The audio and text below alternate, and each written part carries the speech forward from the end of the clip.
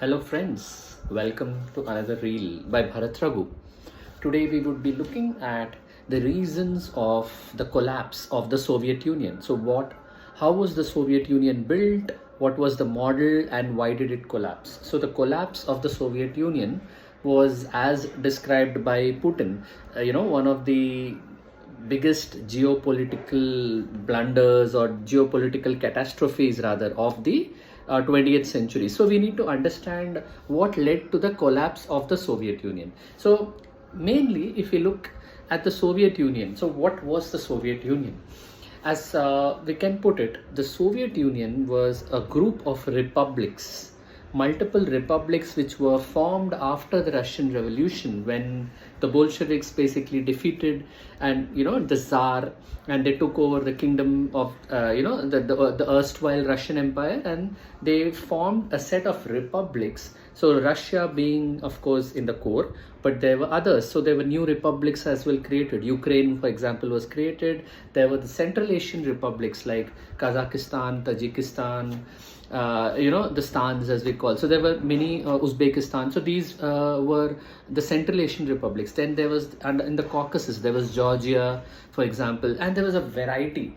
And towards the towards the west, there was like even Estonia, Latvia, Lithuania. So the Latvian kingdom. So the Soviet Union comprised of multiple ethnocentric, ethnic national republics. It wasn't easy to. So what was the vision of, say, Lenin? And so the vision of Lenin and the Bolsheviks was that we need to form a set of republics which are nationalist by form. So basically they'll be nationalist. So there will be the Ukrainian, then there'll be the Russian, there'll be the stans, right? So they're nationalist by form, but they'll be socialist by content. So what do you mean by that? So that's why the word Soviet comes in. So what is Soviet? Soviet is basically like workers' councils. That's what it was in Russian, right? Workers' council. So the model of governance was workers' councils, where workers were running the factories, the working class was running the factories and all the industries over there, and they formed those councils, and that is what was the Soviet. So the Soviet Union of Soviet Socialist Republics, because they were socialist by content, but they were nationalist basically. So there were many nationalities. That is how it was formed. So coming to why it could have collapsed basically. So let's look at it under multiple periods. So one period you can look at the initial Lenin's period, which is like so Lenin was pragmatic, and he knew that Russia had suffered huge losses in the World War One, and they also had basically a very debunk that even the capitalism had not developed very well in Russia. It was a primarily agrarian country, so there was the production surplus wasn't there, right? So how to build a socialist economy? So Lenin started with NEP, which is the new economic policy, which was kind of a retreat to the erstwhile, you can say, to the socialist goals. So it was a retreat where NEP basically comprised where you gave enough economic freedoms to entrepreneurship to build the economy. So basically they needed to first, the production has to be increased, production and productivity.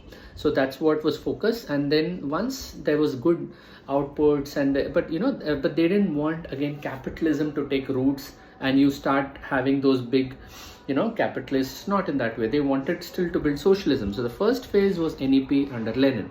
Then comes Stalin, and what he goes on is he starts the 5-year plans, right? The 5-year plans where now that the industry, there was money, there was surplus, there was production. Now the state took over all the industries. Basically the workers basically controlled all the industries, the worker state.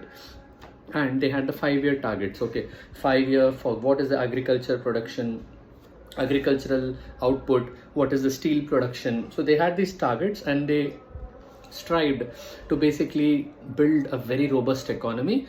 And as we know, Soviet Union went on to become a giant, a colossus of steel production, defense production, and all the heavy industries basically. So the war industry. So and with the World War II coming, they emerged basically victorious, defeating Hitler and fascism.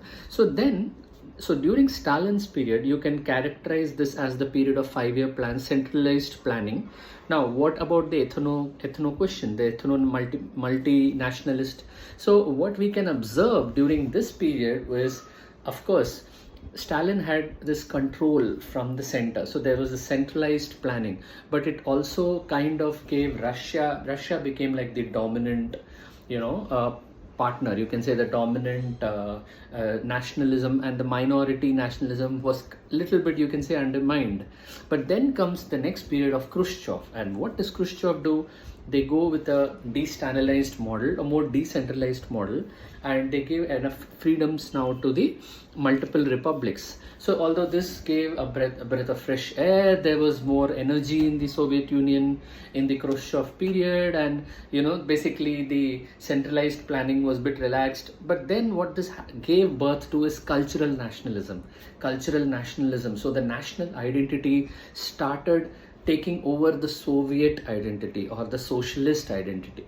That's what emerged. And again, next under Brezhnev, who was, you can say, conservative, and he ruled for almost 20 years in the Soviet Union. So after Khrushchev, because Khrushchev didn't have the will of the party, so he had some vision, but he did not have the will of the party with him, and he couldn't take the party along, and they felt that he made mistakes. And Brezhnev was more of a conservative, so he believed again in controls, centralized planning.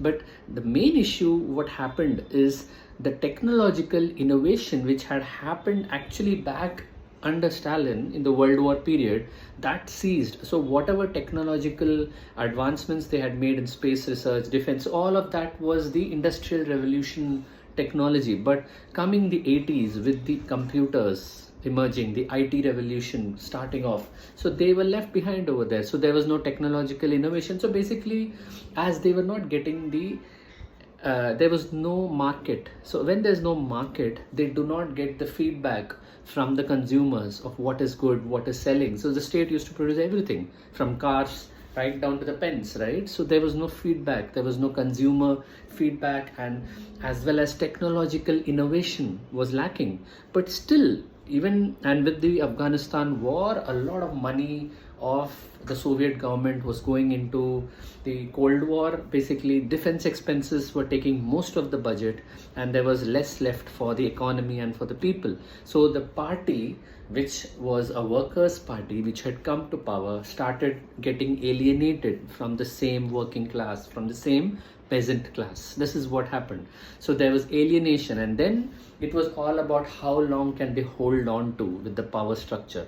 With, of course, and after Brezhnev, to bring a lease of life and to ease things came Gorbachev. Now, he was the last general secretary of the Soviet Union, but what he did was he introduced this policy of perestroika, change, and even glasnost. So these policies, perestroika and glasnost, were very popular. So it gave people more rights to criticize the government. The press, the press became more vibrant. So there was more. So it seemed good. Democratic activity started more. But what happened was, because of the alienation which the party had since so many years, and the national movements now gaining strength, it all went out of control. So after Gorbachev took over, it kind of started well, but then basically this national movement started, and as we know, with the Berlin Wall collapsing, the German, the Soviet Union as an idea was under threat, and there was no way the Soviet government could hold on to power. And finally, 1990, as we know, 1991, the Soviet Union ceased, because there was basically, Boris Yeltsin, as he was the Russian, he was seen as this next Renaissance man, who would bring Russia, to greatness, and national, focusing on national interest, Russian national interest. So he next came to power. The Soviet Union couldn't control the nationalities, and basically it collapsed in 1991. And with that, a very big support base even to countries like India and many other Middle Eastern countries, African countries who were very much inspired by Soviet Union, who had built their economic models in lines of the Soviet Union, all faced a setback, including India. And everyone had to change track towards liberalization. India also had this liberalization phase after that. So this is the gist. Hope you understood the reasons of the collapse of the Soviet Union. Thanks for watching. Bharat Raghu signing off.